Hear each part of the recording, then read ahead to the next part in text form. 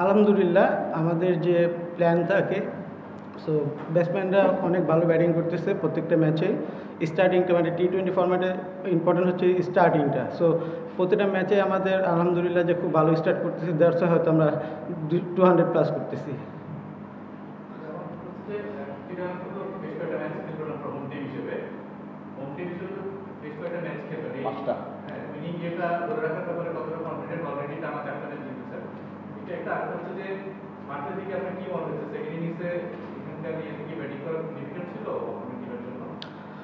Home team হিসাবে always একটা pressure, যেহেতু আমাদের টিম হোম টিম এটা চিটাগং কিংস।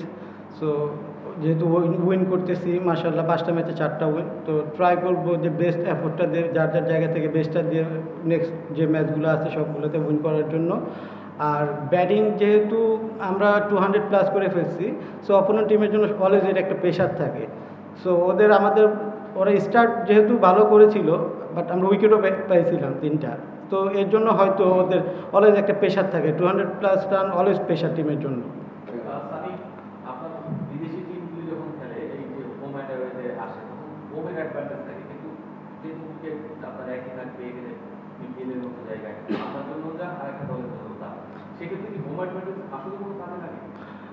আমার কাছে এরকম মনে হয় না, যেহেতু আমরা হোম যেটা বলেন শুধু কিন্তু চিটাং আর সিলেটেরই আছে আর ঢাকা। সো আমাদের কিন্তু সবসময় এই উইকেটেই খেলি, বিপিএল সিলেটেও খেলি, ঢাকাতেও খেলি।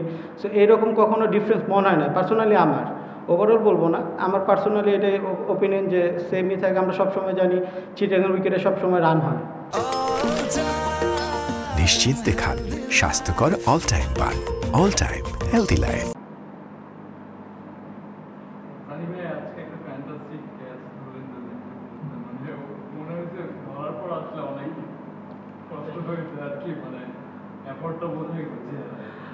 অ্যাকচুয়ালি ক্যাচটা এমন একটা জায়গায় ছিল আমরা দুজনেই ধরতে পারতাম। সো আমি তখন আই কন্ট্যাক্ট করতেছিলাম যে খালেদের সাথে, যে লাস্ট মোমেন্টে আমি কল করেছি এবং ও স্টপ হয়ে গেছে।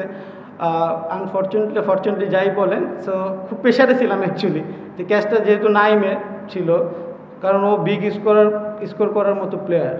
সো ক্যাচটা নিয়ে যখন ধরছি নিজেই মানে বিলিভ করতে পারতেছিলাম না যে ক্যাচটা ধরে ফেলছি অ্যাকচুয়ালি।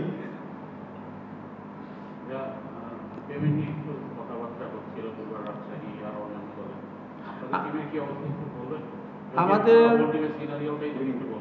এখন পর্যন্ত মনে হয় না আমাদের টিমের থেকে এরকম কোনো মানে নিউজ আসছে। আলহামদুলিল্লাহ যাই দিয়েছে সবাই, কিন্তু আমাদের কেউ কিন্তু বলে না এখনও যে পেমেন্ট ইস্যু নিয়ে একটু প্রবলেম আছে। সো সবাইরে কম দেওয়া হয়েছে, বাট সবারই একটা প্রসেস থাকে যে টুর্নামেন্টের আগে 50% বা 25%, তারপরে মিডল অফ দ্য টুর্নামেন্ট, তারপর আফটার টুর্নামেন্ট। সো আমাদের ওই প্রসেসে আছে এখন পর্যন্ত। এটা 2-1 দিনের মধ্যে ইনশাল্লাহ ইনশোর করছে আমাদেরকে দিয়ে দিবে। এরকম একটা টুর্নামেন্ট বা আপনি যেহেতু ঘরোয়া ক্রিকেট রেগুলারলি খেলছেন, বিপিএল এর মতো একটা টুর্নামেন্ট দেশি ক্রিকেটারদের জন্য আপনার মতো যারা আছে কতটা গুরুত্বপূর্ণ? আর দ্বিতীয় প্রশ্ন হচ্ছে যে পেমেন্ট নিয়ে যেহেতু কথা উঠেছে, যে এই পেমেন্টটা বা এই টাকাটা প্লেয়ারদের জন্য যারা ক্রিকেট দিয়েই রেগুলার চলছে তাদের জন্য কতটা ইম্পর্টেন্ট? ডেফিনেটলি এটা অনেক ইম্পর্টেন্ট, যেহেতু আমরা খেলি দিন শেষে কিন্তু টাকাটাই ম্যাটার করে। যেহেতু আমার প্রফেশনই হচ্ছিল ক্রিকেট, দিন শেষে যখন খেলার পর যদি পেমেন্টটা পাই, অফকোর্স এটা আমার নিজেরও ভালো লাগা থাকে। তারপরে এটার উপরে ডিপেন্ড করে অনেক প্লেয়ার। আর বিপিএল এত বড় টুর্নামেন্ট, এটা অনেক দিন ধরে হয়ে আসতেছে। আর আমি বলবো যে এটা ন্যাশনাল এনসিএলের একটা কিন্তু টি-20 টুর্নামেন্ট হয়েছে। সো এই টুর্নামেন্টটা যদি রেগুলার প্রসেসে হয়, ওই টুর্নামেন্ট থেকে তো বেশ কয়েকটা প্লেয়ার কিন্তু বিপিএলে টিম পেয়েছে। সো আমি মনে করি যে এই টুর্নামেন্টগুলো আমাদের, যেহেতু সবাই বলে যে আমরা পাওয়ার হিটার নাই, টি-20তে পিছিয়ে আছি, বিকজ আমরা প্রতি ইয়ারে একটা টুর্নামেন্ট খেলি টি-20। সো এরকম রেগুলার বেসিসে যদি এনসিএলের যে টুর্নামেন্টটা হয়েছে, এটা রেগুলার বেসিসে হইলে আমার মনে হয় যে আমাদের টিমের জন্য এবং ক্রিকেটের জন্য অনেক ডেভেলপ হবে। বিপিএল যেহেতু আমরা দেখছি যে 4টা করে প্রত্যেকটা টিমে ফরেন প্লেয়ার খেলতে পারে, বাট এনসিএল এর কথা আপনি যেহেতু বললেন, তো এখন কি একটা সময় এসেছে যে মেবি আরেকটু লোকাল প্লেয়ারদের সুযোগ সুবিধা দেওয়া, মেবি 4টার জায়গায় 3টা যদি ফরেন প্লেয়ার থাকতো তাহলে কি আরো বেটার হতো? না, এটা আমি মনে করি না।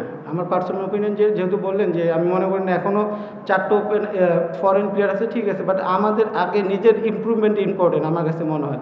সো আমরা যদি রেগুলার বেসিসে যদি এনসিএলটা যদি হয়, আমরা যদি ইমপ্রুভ করি, তো এটা আমাদের পাওয়া। ফরেন প্লেয়ারদের হচ্ছে যে আসবে, খেলবে, চলে যাবে, বাট দিন শেষে খেলতে হবে আমাদের লোকাল প্লেয়ারদের। ওইখানে নিজেরও একটি কিন্তু প্রুফ করার ব্যাপার আছে এই জায়গায়। সো যখন আমরা ওইখানে পারফর্ম করব, তখন কিন্তু বিপিএলটা আমরা ডমিনেট করতে পারবো। সো এখনও আমার কাছে মনে হয় না যে আমরা ওইভাবে ডমিনেট করার মতো লোকাল প্লেয়ার যে ওই রেডি আছে। সো ইয়াং প্লেয়ারদের জন্য অনেক ইম্পর্টেন্ট এটা এনসিএলের টুর্নামেন্টটা। এটা যদি রেগুলার বেসিসে গেলে তখন হয়তো বোর্ড এটা ডিসাইড করতে পারে যে আমরা 4টা বা 4টার জায়গায় 3টা ফরেন খেলাবে কিনা।